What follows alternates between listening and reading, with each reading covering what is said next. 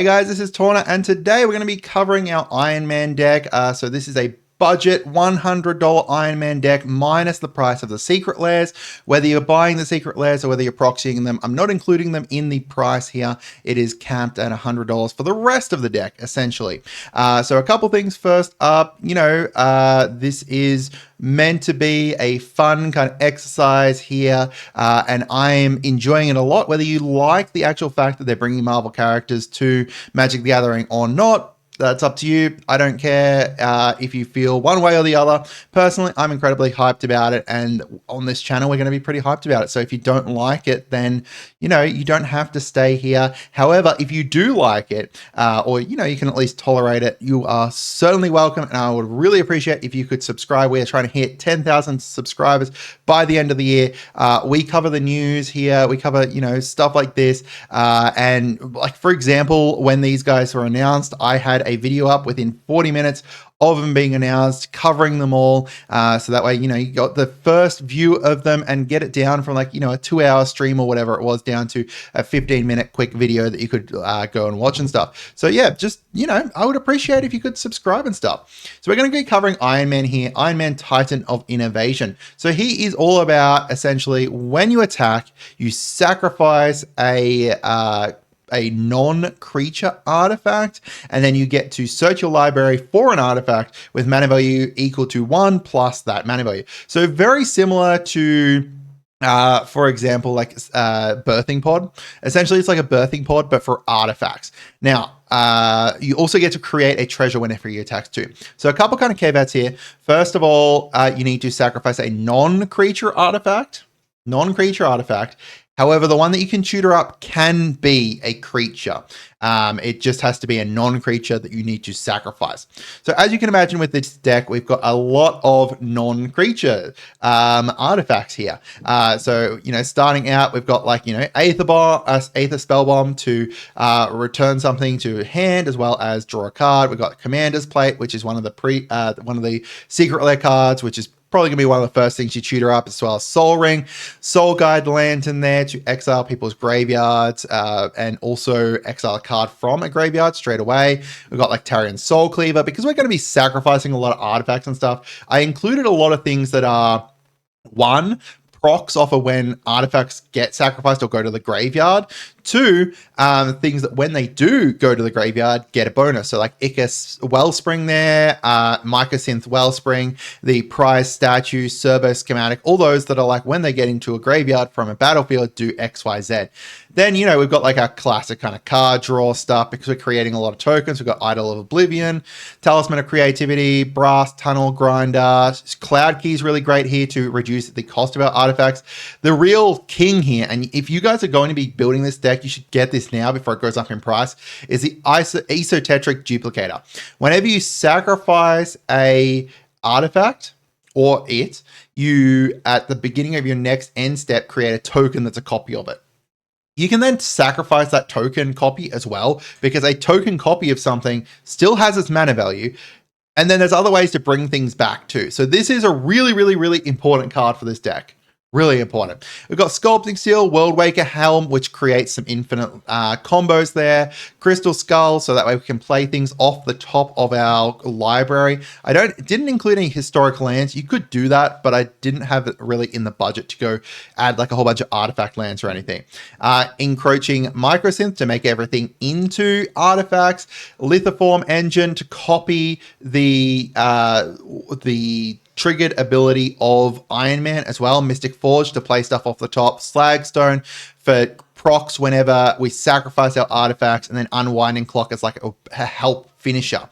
As for the creatures, we've got some cost reduction stuff. We've got stuff that procs off of sacrificing. We've got stuff that lets us return our artifacts from the graveyard as well. Reckless Fireweaver makes it so that we can create damage from our artifacts entering. Saheeli lets us create a token copy of an artifact, and then you can sacrifice the token copy, which is great. So Ginger procs off of sacking artifacts, just lots of stuff for procking around sacrificing artifacts, bringing artifacts back from the graveyard. Padim is really great here to give all our artifacts hexproof as well, so enemies can't, opponents can't tag them. Cyberdrive Awakener is a big finisher here. Basically, turn all of your artifacts into flying artifact creatures that are 4/4, and then Kappa Cannoneer, getting a whole bunch of procs off of bringing in a whole bunch of artifacts too. Artificer class lets us copy artifacts, so we've got a bunch of copying stuff too, because we can sacrifice those copies, and then we've still got the original on the battlefield. Pia's Revolution is crazy with this, because non-token artifacts, when they enter the graveyard from the battlefield, you get to return a card to your hand. You get to return a card to your hand unless an opponent deals 3 damage to them. Great. Mechanized Production is a win con, so we can copy either our treasures or one of our other really great artifacts too. Our instants are just removal and stuff, as well as a couple like tutors. Desynchronization is a board wipe there.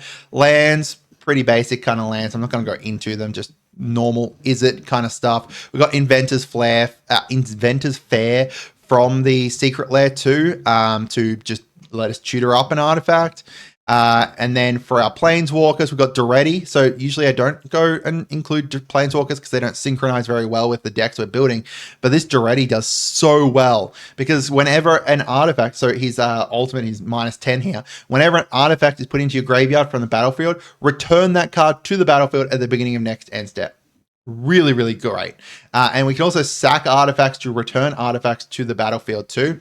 And then for our sorceries, Trash for Treasure is crazy. I'm surprised this card is only 55 cents. But we get to sack an artifact to return an artifact to the battlefield. If, one of our big artifacts got removed, or, we discarded it or something, this is a really great way to just, sack a treasure, because it hasn't been changed, right, to be non-token. No, it hasn't been changed to be non-token or anything. Just sack a treasure, bring back one of our, huge artifacts from the graveyard as well. Faithless Looting is just classic kind of card draw, and then we've got a couple board wipes in here, and Saheeli's to create more tokens. We really want a bunch of tokens. So this is a mixture between, token artifact creatures, token artifacts, getting big artifacts as well out there, and then making use of the fact that we're sacrificing artifacts in a bunch of different ways. We do have a couple kind of big combos in here too. So if I bring up the combos here, we've got like a combo between Urza, World Waker, Helm, and then Saheeli's Artistry there to create infinite tapped map tokens, which is great because we've got stuff that procs off of artifacts, either entering and stuff. Like the what was it, for the Flame Weaver. Mechanized Production to be able to win the game, because we just be able to have infinite artifacts, and then at the beginning of the next upkeep, we win the game. It's just a bunch of really great combos here with World Waker and Urza. Yeah. I would love to hear from you guys as to how you've built him. I think that he could be a really good, Voltron commander as well, potentially. You sacrifice your equipments to bring in bigger equipments, and then you just ramp into huge equipments or something. Unfortunately, they wouldn't be equipped on him, and there's no way to really equip them on him immediately. And in red, blue, there's not really. Most of that's kind of in white, so you would be kind of out of luck with that. So I think this is personally my way to go. Just a whole bunch of procs off of sacrificing those artifacts, and artifacts going to the graveyard, and then just from there, just get bigger artifacts and better artifacts until you've got some really big creatures from them benefiting from these artifacts dying and stuff. So I'd love to hear from you guys. Yeah, let me know down below. Captain America, Storm, and Black Panther are the only 3 we've got left, so that we'll get up to those. Have a great day, and goodbye.